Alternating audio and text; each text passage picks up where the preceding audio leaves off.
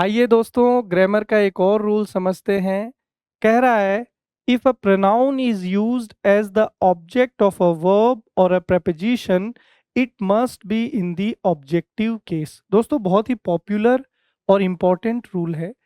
इसका मतलब ये है दोस्तों, किसी भी सेंटेंस में अगर वर्ब के बाद हम लोग प्रोनाउन का यूज करते हैं या preposition के बाद यूज करते हैं प्रोनाउन का, तो हमेशा प्रोनाउन के ऑब्जेक्टिव केस का इस्तेमाल होगा।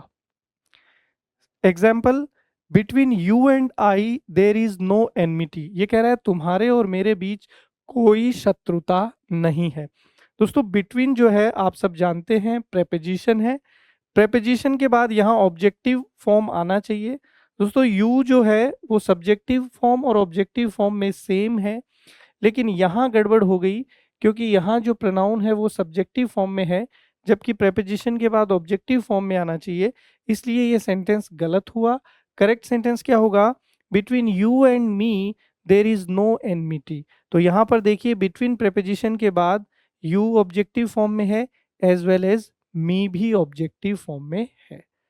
दोस्तों अगर ये रूल आपको समझ में आता है तो इन क्वेश्चंस का आंसर आपको कमेंट बॉक्स में ज़रूर बताना है।